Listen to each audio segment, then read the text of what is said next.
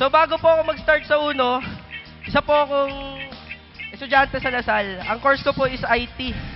Sobrang ako po kasi yung tipo ng estudyante na hindi pumapasok, na gago-gago lang yan. Ang dami ko yung mga tropa ko. Nung nag-third year ako, na-invite po ako ng professor ko sa Lasal. Yung pangalan niya po, Mr. Joseph Pribo. Nung isang gabi, naalala ko yun, nagko-computer ako. Tapos, dumating yung nanay ko. Tapos, nagdodota ako. Sabi sa akin yung nanay, alam mo anak, bakit ganyan ka? Parang walang nangyayari sa buhay mo. Asa ka na lang ba lagi sa magulang mo? Nasaktan ako that time. Tapos, alam mo, sakto, nung naka-online ako sa Facebook, merong nag-PM sa akin. Pinaflad ako. Alam mo, sabi sa akin, mag-uno ka na, mag-uno ka na, mag-uno ka na, mag-uno ka na, mag-uno. Alam niyo, pinagbigyan ko siya, nagkita kami. Ayun nga po, na-invite nga po ako sa uno. Nung na-invite ako sa uno, yun, nilatagan ako. Alam niyo, napaliw ako. Kinabukasan, sumali po ako kagad. Nag-start ako sa uno, September 9, 2012. Nung nag-start ako sa uno, syempre, sobrang hirap ng challenges. Kasi bakit? Kasi nga, gagaling ako sa yung background ko. Parang, ako yung estudyante na hindi mabilis paniwalaan ng tao. Sa lahat ng tropa ko, sa buong Lasal, iisang tao lang po yung naniwala sa akin. Yung kaklase ko po na yun. Grabe, tuwan-tuwa ako kasi kaming dalawa lang talaga yung talagang kapit talaga. Lahat ng rejection streak namin, lahat ng pang-asar ng tropa, ng tropa namin sa Bilyaran, lagi kami sinasabi na walang mangyayari sa inyo dyan, huwag na kayong magganyan. Alam mo, kinayod talaga namin. Unti-unti po ako nagkaresulta sa uno. First check ko po September 24, 2012. After 2 weeks po, 17,000. After 1 week, 5,000. After 1 week, 5,000 ulit. In short, in 1 month time ko po, first check ko sa uno. First month ko, 27,000. Second check ko, 20,000. Noong December, kumita ako ng 90,000. Alam mo, tinuloy-tuloy ko lang. Alam mo, hindi ako naniwala sa mga negative. Alam mo nangyari, pagdating ng December, nakabili po ako brand new Mazda CX-5. Alam mo yung best part dyan? Dati po, nagko-commute lang ako. Dati po, pag kumakain po kami na magtotropa, ako po may potluck, may dala akong baon. Ngayon, nakakotse na po ako. Alam mo yung pakiramdam na 19 years old ka pa lang, may ganyan ka na. Sumay ko po, 37,000, 1 week po yan, January 1 to January 7. Diyan po ako tumira sa Ohana, DMCI po yan, condominium sa Alabang. Tapos, alam nyo, ako lang mag-isa dyan. Diyan po ako natuto mamuhay mag-isa. Doon ako nang gigil eh. Bakit? Kasi pati magulang ko against sa akin. Pero, alam mo, sabi ko sa sarili ko, gusto kong patunayan sa kanya na mali silang lahat na tama ako, silang tinatahak ko. Alam nyo, tinuloy-tuloy ko lang. Check ko po, April, 225,000. May, 131,000.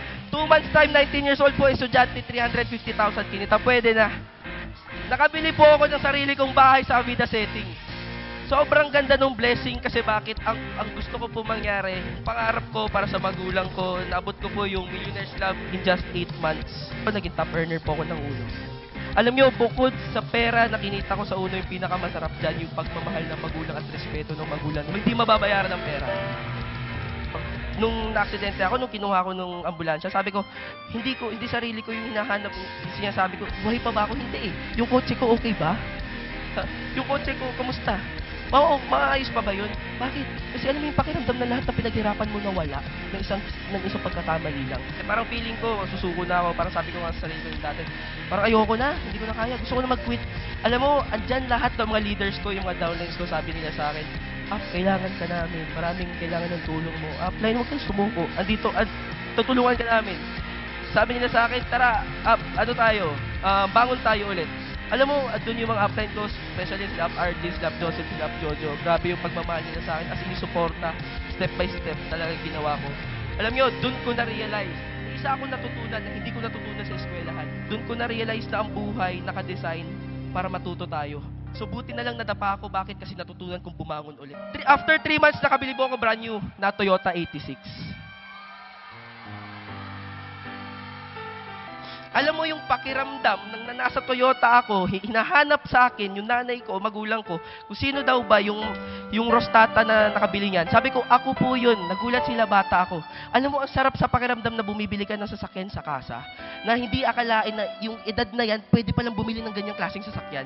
Kung sumuko ako, nung natumba ako dati, siguro walang Alden Rostata nagsasalita sa harapan nyo ngayon.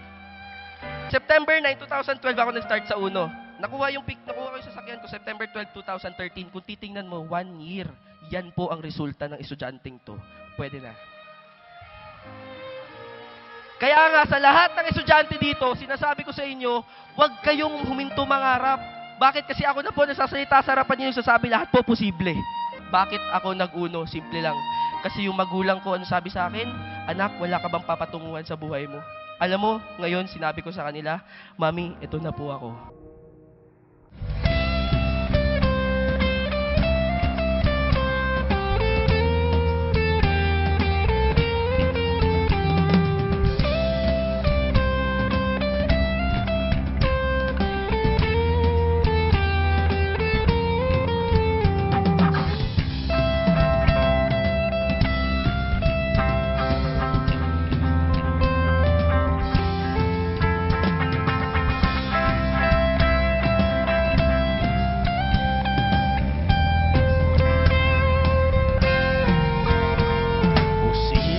Kayang labanan ang agos ng paghamon,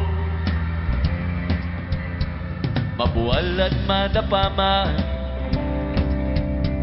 sabay tayo aahon. Posible kayang maburang alilangan sa sarili, ang tapang sa loob makikita, taglay mo ang dugong bayani.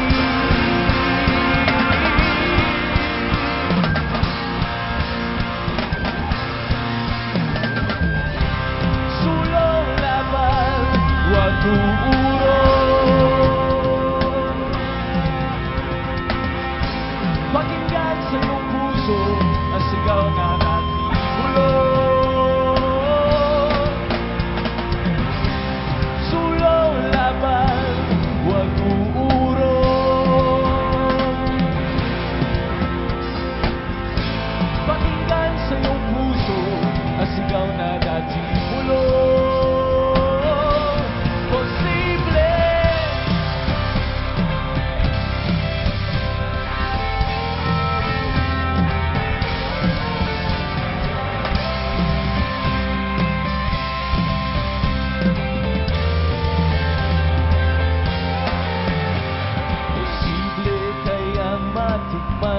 Tamis ng gintong minimitsi,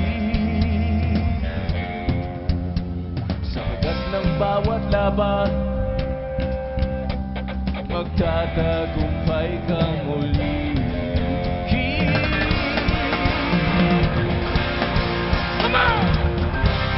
Sulong laban, huwag uurong.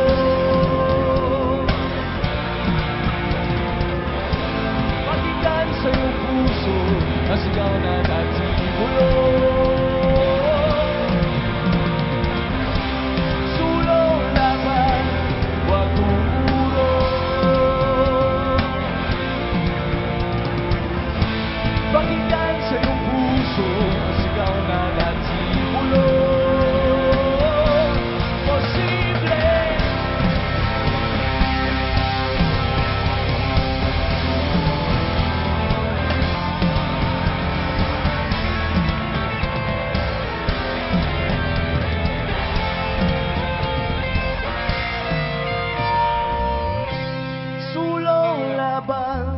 Huwag uurong.